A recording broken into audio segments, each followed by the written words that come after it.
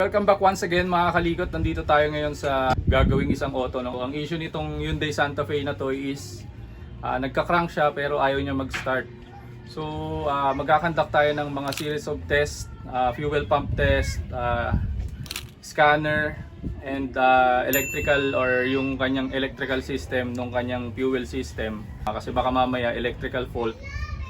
And magpapalit agad tayo ng fuel pump, so gastos yun. So hindi naman pala yun ang problema. So ayun mga kalikot, stay tuned lang kayo dyan and I will show you kung paano nyo matotroubleshoot yung problema ng mga ganitong klase ng auto. So ayan mga kalikot, nandito tayo sa engine bay ng ating gagawing sasakyan, which is yung Hyundai Santa Fe. So ipapakita ko sa inyo kung ano yung trouble nung sasakyan na to. So Pidge.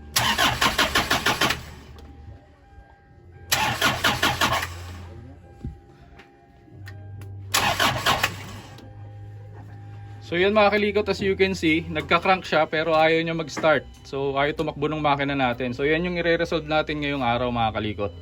So we have conducted inspection dito sa kanyang fuel pump relay, okay naman. Nag-activate siya as well as yung fuse niya nung ating fuel pump. So mga kalikot, ito yung ating fuel filter ng bomba natin. So nag-check tayo dyan ng diesel fuel pressure nung ating mga injectors and nakita natin na walang lumalabas na diesel dyan sa dalawang hose na yan. So most likely positive na tayo na mayroon talagang problema dun sa ating bomba. Pero i-check pa natin yung iba nating mga electricals para makita natin or ma-diagnose natin kung saan talaga galing yung issue. So stay tuned lang kayo dyan mga kalikot. So ayan mga kalikot, nandito tayo sa loob ng ating Hyundai Santa Fe 2010. So gagamitin na natin yung ating secret weapon na OBD2 scanner. So check natin kung mayroong fault code yung ating ECU and ano yung code na mababasa nitong ating scanner. And at the same time, i-check na rin natin yung status ng priming ng ating fuel pump. So on natin yung ating ignition. And then hanapin natin yung ISO na compatible dito sa ating sasakyan. So yan. And then saka lang tayo pwedeng mag-scan. So hanapin natin yung Hyundai general area, Hyundai Santa Fe. Santa Fe. So marami siyang variant, as you can see. I-check nyo na lang kung alin dyan yung mga models ng Santa Fe compatible dito sa OBD2 scanner. Pero dito sa variant na to is ayan, yung 2010 is nandito sa CM. So 2010 and 2.2. So automatic.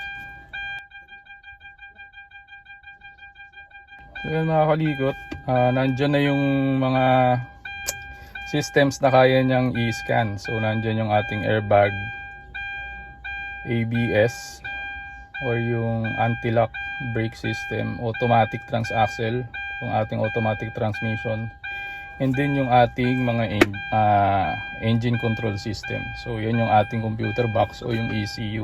So dyan tayo, ECU tayo. So read fault code. So yun mga kalikot, meron siya nakitang fault pero hindi siya related sa ating trouble, which is yung fuel pump. Upon inspection kasi dito sa sasakyan natin mga kalikot, itong brake switch na to is binypass na nila. Kaya meron siyang code dyan na brake switch A and B correlation. So isa rin yan sa pwedeng pagmulan ng hindi pag-start ng inyong sasakyan, kasi pag hindi ninyo inapakan yung preno ng inyong auto, hindi ninyo may start yung inyong sasakyan. So in this case mga kalikot, yung dating may-ari nitong sasakyan na to is binypass na yan. So lagi na siyang naka-on. So whatever instances you have, kahit hindi mo inapakan yung preno, magi-start pa rin tong sasakyan. So kaya meron siyang fault code na ganyan mga kalikot. So punta tayo dito sa read data stream. So check natin dito mga kalikot yung status ng ating electrical system ng ating fuel pump. So this is a electronic test. Titignan natin kung nag-trigger ba yung priming ng ating fuel pump. So ito yung sinasabi ko sa inyo na brake switch na bypass nila, no? So yan, as you can see, lagi na siyang naka-on. Naka-depress tayo sa pedal. As you can see, hindi na tayo naka-apak. Pero based dito sa ating scanner, naka-on na siya. So bypass na yan. So gaya nga ng sabi ko, whichever instances, kahit hindi ka nakatapak sa preno, mag-i-start at mag-i-start yung makina mo. So yan yung brake switch na na-detect ng ating scanner kanina. Ayun. So dalawa to mga kalikot. This is for the continuous running ng ating fuel pump, and this is for the priming, yung dosing. So yan yung i-check natin. So yan mga kalikot, initially yung fuel pump natin is at off state. So itetest natin, magpa-prime tayo, activate natin yung priming, which is yung pag-activate natin dun sa ating ignition key dun sa second position o dun sa on position, wherein dun nag-i-initialize yung ating mga systems dito sa ating instrument cluster. So ayan, susubukan kong i-activate yung ating priming.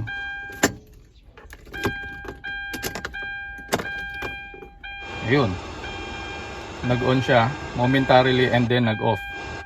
So ang ibig sabihin ng mga kalikot is buo yung ating electrical or electronic system ng ating fuel pump. So isa ulit to sa indication natin na most likely talagang dun sa pump na yung problema ng ating sasakyan. So stay tuned lang kayo dyan mga kalikot, and let's see kung talagang sa fuel pump mismo yung trouble nitong ating sasakyan. So mga kalikot, ang ginawa natin dito is tinanggal natin yung dalawang box seats nitong sasakyan na Hyundai Santa Fe para ma-access natin ng maigi yung ating fuel pump location. So ito siya. So initially mga kalikot, ang gagawin natin is magkakandak tayo ng live wire inspection or test para makita natin kung merong pumapasok na current dun sa ating fuel pump. Ayan. So ito yung gagawin natin mga kalikot. Page fired up. So ayan mga kalikot, as you can see, umilaw yung ating test light. Isa pa. So ayan, ibig sabihin mga kalikot, mayroong pumapasok na kuryente dun sa ating fuel pump. It means na hindi lang talaga nagfa-function or umiikot yung ating bomba, kaya hindi nagdi-deliver ng diesel dun sa ating makina. That is why hindi nag-i-start yung ating makina. So yung ginawa natin mga kalikot, napansin nyo namamatay yung ilaw. So that is the priming or yung initial pressurizing nung fuel system natin dito sa sakyan prior starting. So kaya siya namamatay. So yun mga kalikot, ang gagawin natin sunod is babaklasin na natin yung ating fuel pump assembly, and titignan natin kung anong pwede nating magawa, kung pwede nating palitan lang yung pinaka bomba niya or yung pump para hindi tayo masyadong gumastos ng malaki and masave natin yung float assembly or yung pinaka assembly ng ating fuel pump. So stay tuned lang kayo mga kalikot. So yan mga kalikot, yung ating fuel pump assembly nakalas na natin. So as you can see, yan yung papalitan natin mga kalikot. Yan yung ating motor, yung pump. Yan, pump ng ating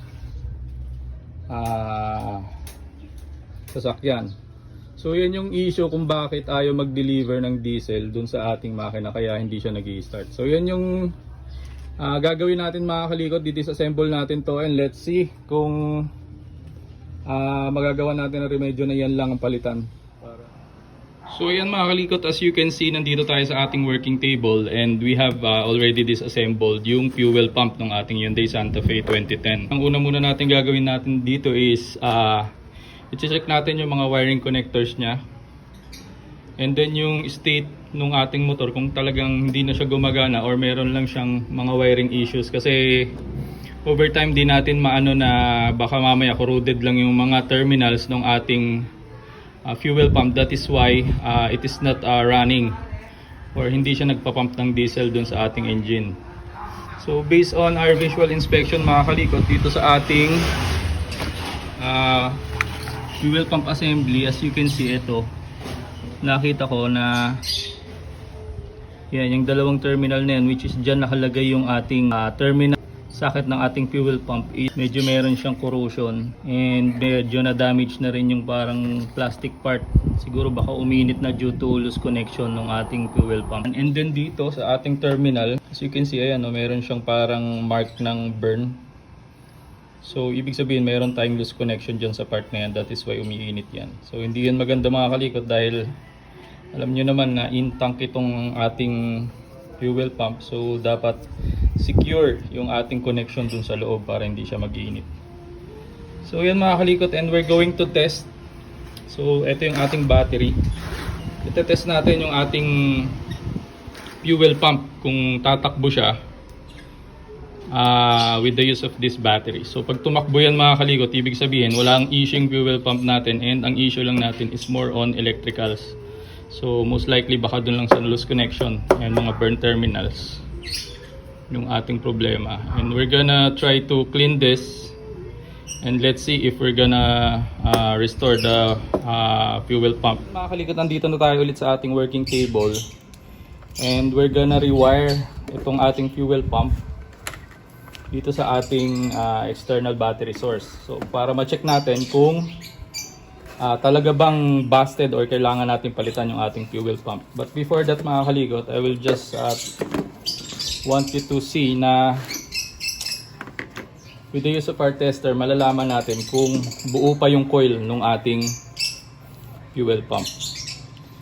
So dapat mayroon siyang continuity test, kasi doon natin malalaman na buo pa yung winding or yung mga magnetic wires doon sa loob. Ibig sabihin hindi siya sunog. So ayan mga kalikot, as you can see, nag-deflect yung ating meter. So naka-range siya sa 1K resistance. So ang indication yan mga kalikot, pag pumalo ng ganyan yan, ibig sabihin buo pa yung windings or meron pang continuity yung mga magnetic wires or yung coils natin dun sa loob ng ating motor. So ayan, meron na tayong isang confirmation na buo yung ating motor, and then we're gonna try to test kung talaga bang magpa-function or nagpa-function yung ating motor. So dito sa procedure na to mga kalikot, it is very important na i-indicate ninyo yung polarity ng ating motor, kasi hindi yan pwedeng mag-reverse bias na connection. Ang reverse bias is yung negative is mako-connect nyo sa positive, and yung positive mako-connect nyo sa negative. Kasi pag ganun yung ginawa nyo mga kalikot, ang magiging ikot ng motor is pabaliktad. So masisira yung motor nyo pag ganun. So ang proper na testing ng ating mga fuel pump is positive to positive and negative to negative. So that is a forward bias connection mga kalikot. Dapat ganun yung connection nyo para hindi masira yung inyong motor. So ayan mga kalikot, as you can see, meron siya dyang mga wiring signs. So ito yung ating negative, and this is our positive connections. So, negative sign and then positive sign. So gaya nga ng sabi ko mga kalikot, it must be a forward bias connection, which is yung positive to positive and yung negative to negative. So we're gonna try this so that we can see kung magpa-function physically yung ating fuel pump. So our negative wires goes to the negative wires or connection of the fuel pump. So yan, dito yung black wire. So ito yung positive ng ating battery. We're going to connect it to the positive connection or positive wire of the fuel pump. And let's see kung maandar yung ating fuel pump.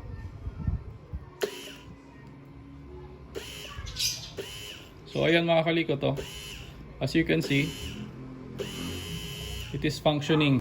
So wala tayong gagastusin dito mga kalikot, and we're gonna restore lang mga kalikot yung mga terminal connectors nya. Baka dun nga nang galing yung fault ditong ating fuel pump, kaya siya ayaw tumakbo. I'm going to just clean these terminals and put them back to its optimum and original state para ma-restore natin yung functioning ng ating fuel pump. So yun mga kalikot, tatapos na nating linisan yung mga contacts ng ating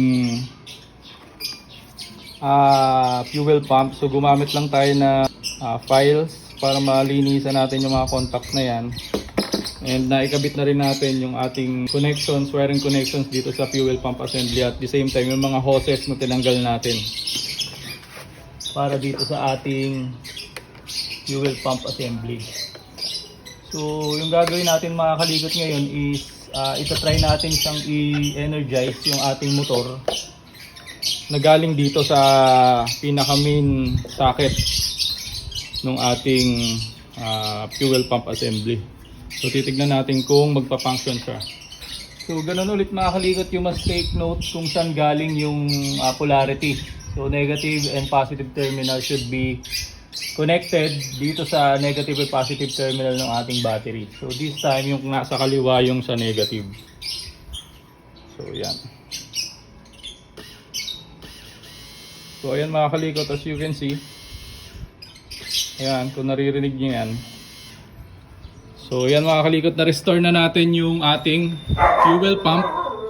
And tomorrow mga kalikot, we're gonna install it back doon sa Hyundai Santa Fe na ginagawa natin. Kasi wala siya dito sa bahay kasi nga doon inabot sa bahay nung may-ari nung sasakyan. So dadalhin natin to bukas doon and we're gonna test it kung magi-start na yung ating Hyundai Santa Fe.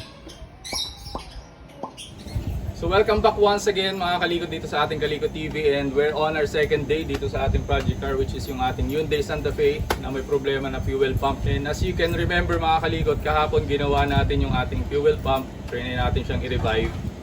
And there are so many factors that we have considered prior replacing yung fuel pump. So ginawa natin siya ng paraan, and today ikakabit natin siya dito sa ating sasakyan, and let's see kung mapapaandar natin itong ating project car, which is yung Hyundai. So yan mga kalikot, nandito na tayo sa ating working area wherein doon natin ibabalik itong ating fuel pump. Yan sa loob ng butas na yan.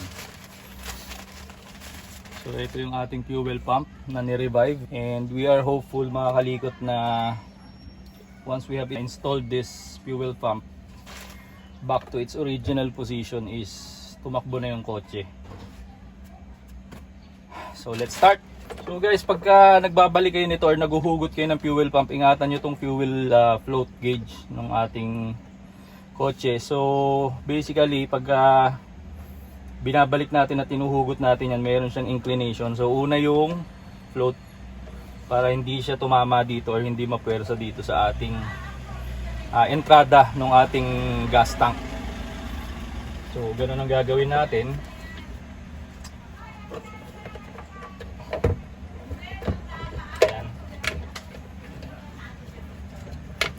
So huwag nyo lang sa panggigigilan mga kalikot kasi ano yan medyo selan yung part na yan. So medyo konting himas lang ng konti and papasok na rin yan dyan. So yan, naipasok na natin siya, and make sure lang mga kalikot na yung gasket nya is intact and hindi papalitin. So ang indication ng worn out gasket natin is yung matigas na and mayroon na mga cracks. So pag ganun, kailangan na yung palitan. And but in this case mga kalikot, yung ating pump is okay na okay pa naman yung gasket nya, malambot pa. So hindi natin yung pinalitan para makasave din tayo ng gastos. And yan, naibalik na natin yung ating fuel pump. So ikakabit na natin itong ating lock dito sa ating fuel pump assembly para ma-secure natin yung fuel pump dito sa ating kotse. Make sure lang mga kalikot na mahigpit yung pagkakalagay nyo nung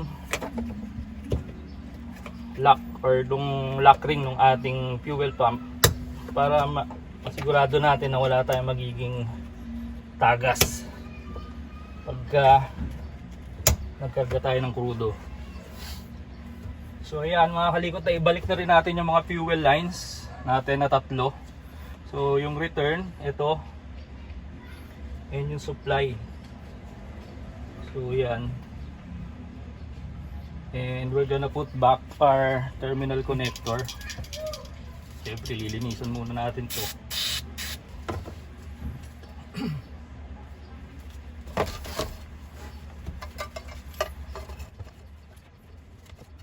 And then ipa-plug in nyo lang siya rito mga kalikot sa terminal socket ng inyong fuel pump assembly. Yan.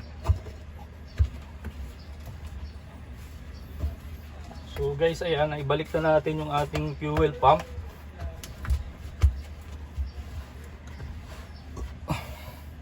And let's see mga kaligot kung mag-i-start yung ating. Dito na tayo sa ating engine bay and we're gonna put back our batteries. Yung kanyang mga terminals para matest natin kung mapapastart na natin yung ating engine. So balik lang natin to.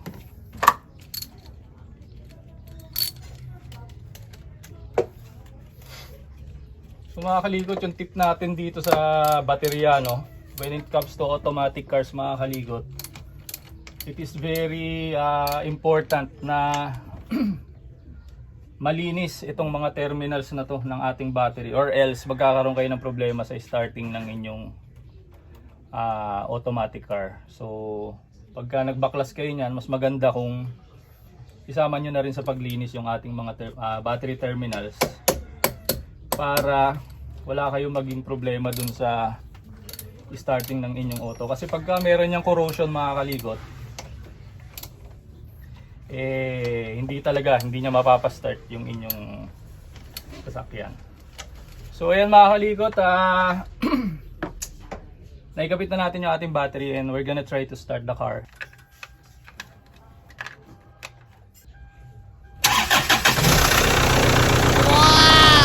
And voila! So ayan mga kalikot, as you can see, tumakbo na yung ating Hyundai Santa Fe. So yun ang isa sa mga naging problema natin, yung ating fuel pump. So nakuha naman siya dun sa pag-revive natin dun sa ating fuel pump, and as a result, ito nga, umandar na yung ating sasakyan.